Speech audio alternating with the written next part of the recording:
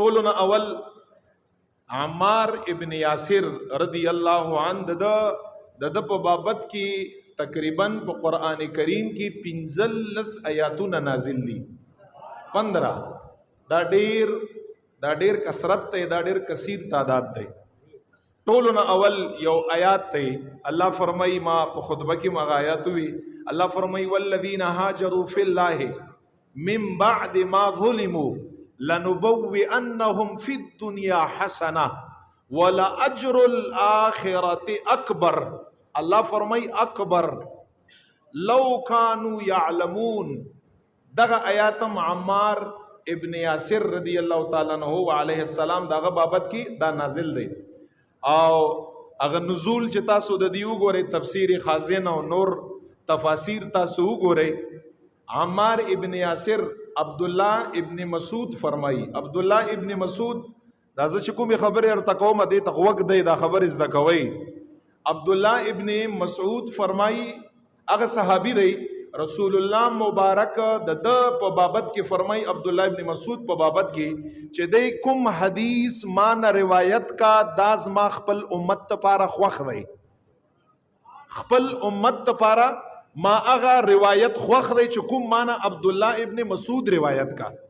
او نبی علیہ السلام فرمایي که څوک هغه قرآن زده کوي چې الله نه نازل دی او ثابت څنګه نازل دی، دا قرآن عبد الله ابن مسعود نه زده کړی رضی الله عنه.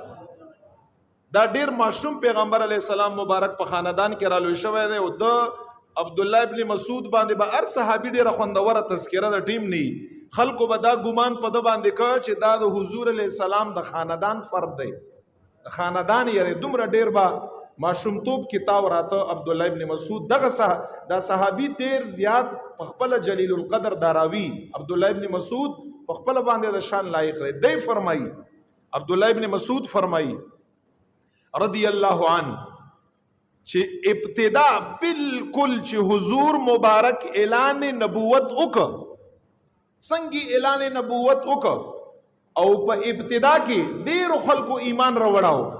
یو ایمان راوړلو، یو اظهار د ایمانو، دا سختو.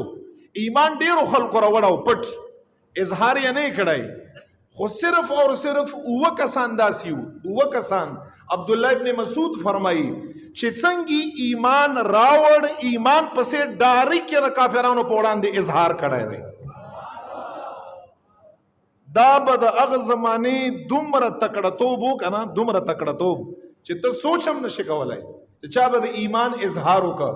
اوه کسانو په اوه افرادو کې عبد الله ابن مسعود فرمایي چې یو فرد د عمار ابن یاسر، یو فرد یې پلار او یو فرد یې مور و. عبد الله ابن مسعود فرمایي درې واړه داسي چې پلار یې هم اظهار د ایمان کړه یو، مور یې هم اظهار د ایمان کړه یو. او عمار په خپل باندې په هغه اوه کسانو کې و چې چا په اول کې ایمان راوړی شي. الله جل جلاله په قرآن کې السابقون الاولون ټکی هغې لپاره استعمال کړی دی چې په اول کې چا ایمان راوړی او په ایمان باندې ډایرکټ اظهار هم کړی، تکلیفونه مصیبتونه دغه ټولو خبرو ته غاړه ایښودې ده. عبد الله ابن مسعود فرمایي رضی الله عنه چې په هغه اوه کسانو کې یو صحابي عمار ابن یاسر رضی الله تعالی عنه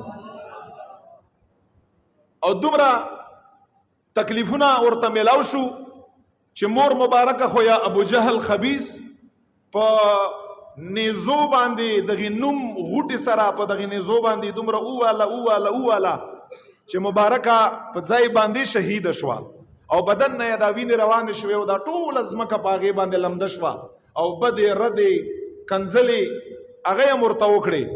او په اسلام کې اول شهیده سمیه رضی الله تعالی عنها د مبارک مور و هغه شهید شو. بیا یاسر د پلار مبارک هغه شهید شو. بیا عبد الله ابن یاسر د ضرور هغه شهید شو.